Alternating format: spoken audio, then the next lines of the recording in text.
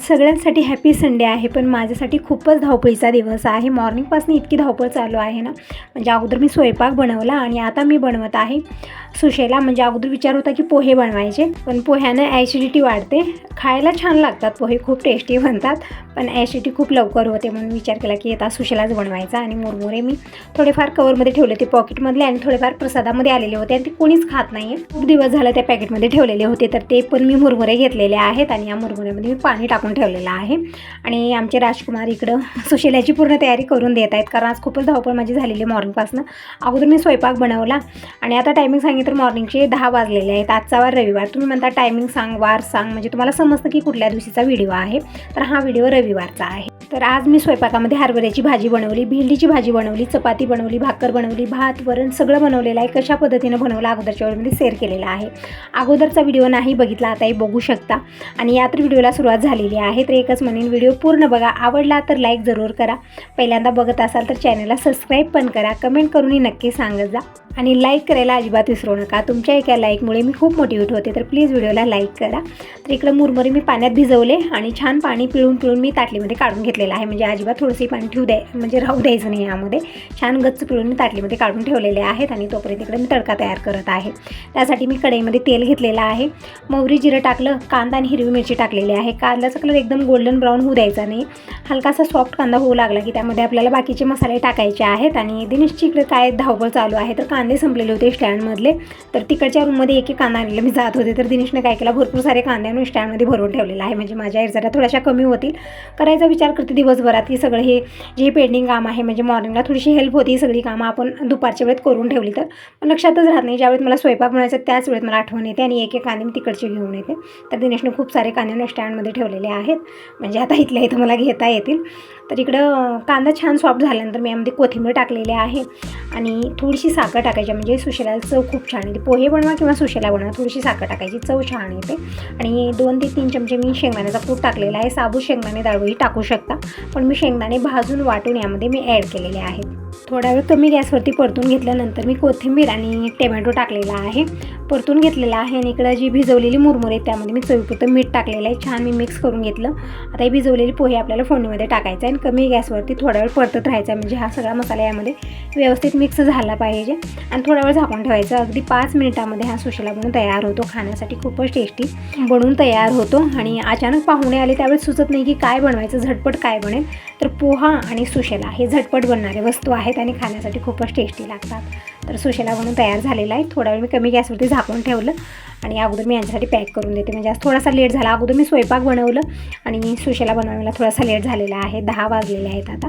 तर कधी कधी असं होतं ना, आपण जसं विचार करतो तसं होत नाही. थोडंसं कामाला मागं पुढं होतच होतं.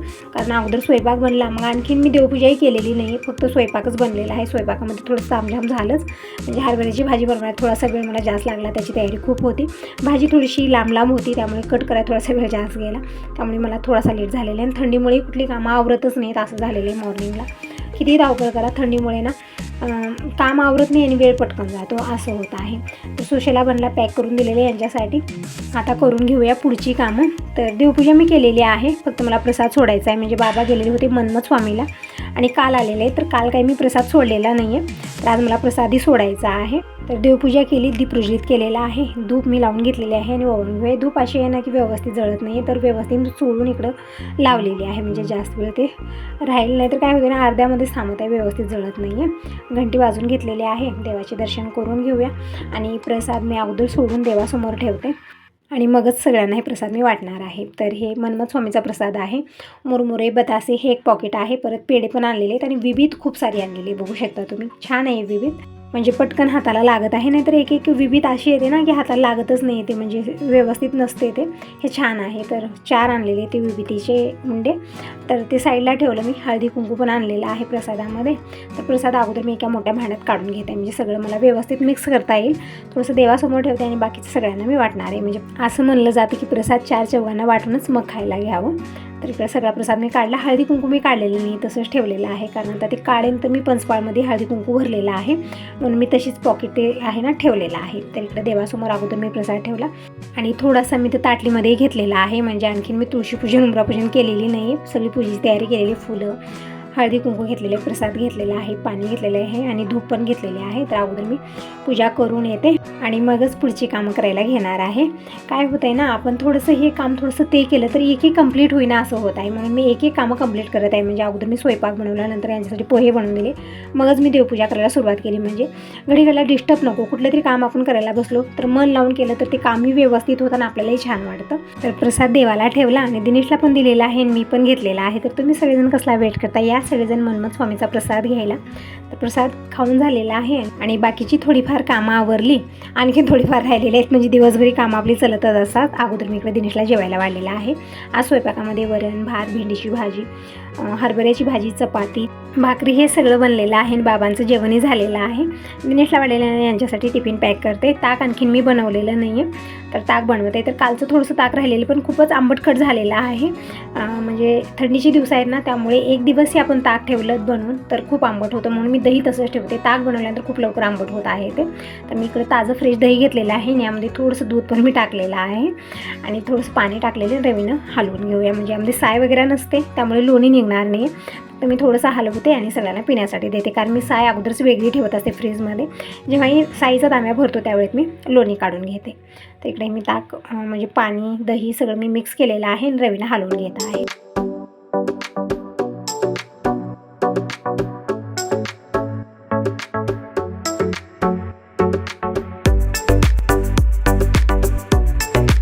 ताक बनवून तयार झालेला आहे. तर अगोदर मी इकडे दिनेशला ताक देत आहे आणि मग बाकीची कामं आवरून घेते. थोडासा पसारा झालेला आहे किचनमध्ये, तर नंतर काढणार आहे. अगोदर यांच्यासाठी टिफिन पॅक करते, म्हणजे मगच भांडे क्लीन करायला घेणार आहे. कपडे मशीनला लावले आहेत, म्हणजे जसं मी तुम्हाला म्हणलेलं आहे लेट खूप झालेलं होतं मला प्रत्येक कामाला.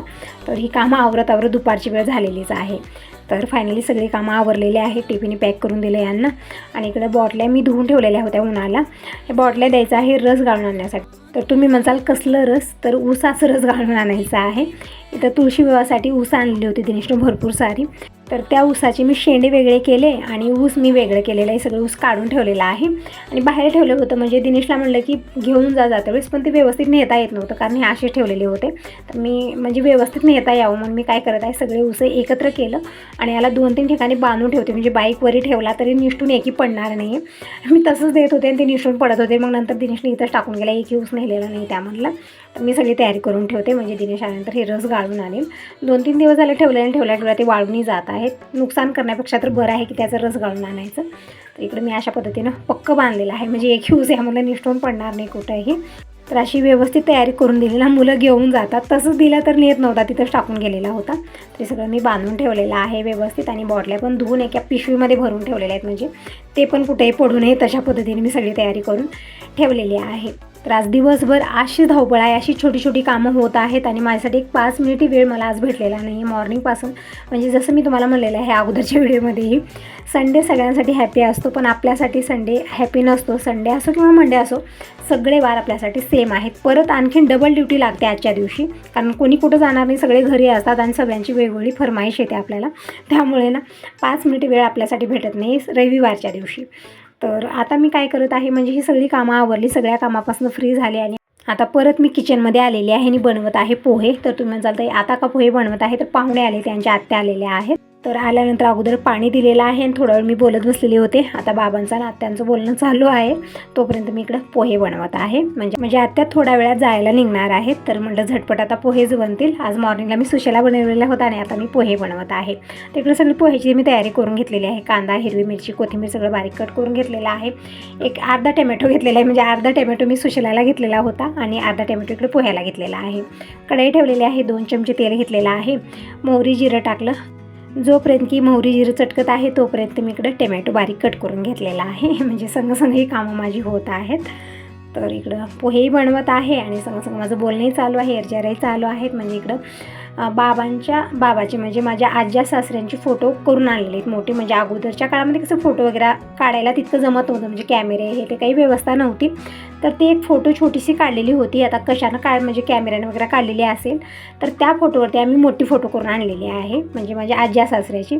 तर तीच फोटो मी बाबांना आणि आत्यांना दाखवत होते. म्हणजे त्यामुळे म्हणजे फोटोचंच बोलत होते की अगोदर फोटो नव्हते, मोबाईल नव्हते, कॅमेरे नव्हते, कसलीही व्यवस्था नव्हती. आता आता सगळ्यांकडे मोबाईल आहेत, कॅमेरे आहेत, जेव्हा पाहिजे तेव्हा फोटो काढू शकतो असं आत्यांचं आणि बाबांचं बोलणं चालू होतं. तर मला तेव्हा लक्षात आलं की बाबांची फोटो करून आणलेली आहे. तर मी म्हणले फोटो करून आणलेली आहे म्हणे मी, ते बघा. म्हणजे त्यांच्या वडिलांची फोटो त्यांना बघण्याची अपेक्षा होती आणि म्हणत होती की फोटो काढण्यात आलं नाही आहे, म्हणजे काही आठवणी वगैरे नाही आहेत, तेच बोलत होते. तर फोटो दाखवलेले. तर आता फोटो बघत बघत त्यांचं बोलणं चालू आहे. म्हणजे अगोदरच्या आठवणी काढून बसलेले आहेत. बाबांचं आणि आत्याचं बोलणं चालू आहे. तोपर्यंत मी इकडे पोहे बनवून घेते. तर इकडं कांदा हलकासा सॉफ्ट झाला, मग नंतर मी कोथिंबीर टाकली, टोमॅटो टाकलं, हळदी पावडर आणि थोडीशी साखर टाकली आणि भिजवलेल्या पोह्यामध्ये मी चवीपुरतं मीठ टाकलेलं आहे. छान मिक्स केलं आणि पोहे यामध्ये मी ॲड केलेले आहेत आणि 2-3 चमचे मी शेंगदाण्याचा कूट पण टाकलेला आहे. छान परतून घेतलं. पोहे टाकून थोड्या वेळ आपल्याला कमी गॅसवरती परतून घ्यायचं आहे. तर अगदी 5 मिनिटामध्ये पोहे बनवून तयार झालेले आहेत. तर थोड्या वेळ मी कमी गॅसवरती झाकून ठेवलेला आहे आणि इकडं सगळ्यांसाठी इकडे मी प्लेटिंग करते. आणि लिंबू किंवा दही द्यायची काही गरज नाही, कारण मी यामध्ये टोमॅटो ॲड केलेला आहे, त्यामुळे टेस्ट खूप छान येतो पोह्याला.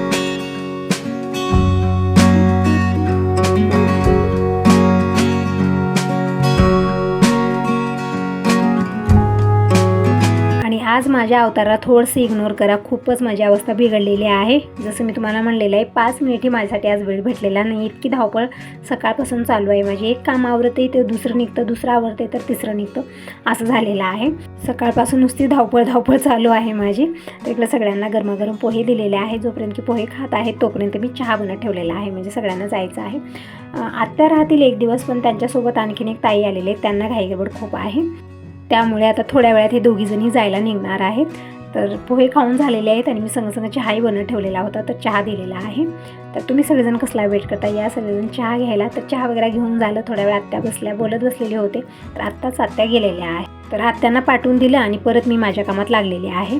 तर आता कुठलं काम काढलं मी, तर मला इडलीसाठी बेटर बनवायचं आहे. त्यासाठी मी तांदूळ सकाळीच भिजू घातलेले आहेत, तांदूळ आणि उडदाची डाळ. तर ते स्वच्छ धुवून मला आता वाटण करून ठेवायचं आहे, म्हणजे बेटर बनवून ठेवायचं आहे. म्हणजे मॉर्निंगला इडली बनवणार आहे मी, तर इडलीचं बेटर बनवायचं आहे. पण संग इकडे मी चहा पण बनवून घेत आहे, म्हणजे इव्हनिंगचा चहा बनवत आहे. तर इडलीचं बेटर मी कशा पद्धतीनं बनवलं नेक्स्ट व्हिडिओमध्ये नक्की बघा. आता यासोबत या व्हिडिओला इथंच एंड करते. व्हिडिओ कसा वाटला नक्की सांगा. पहिल्यांदा बघत असाल तर चॅनलला सबस्क्राईब करा, लाईक करायला अजिबात विसरू नका. बाय बाय, टेक केअर सर्वांना. श्री स्वामी समर्थ. Good night.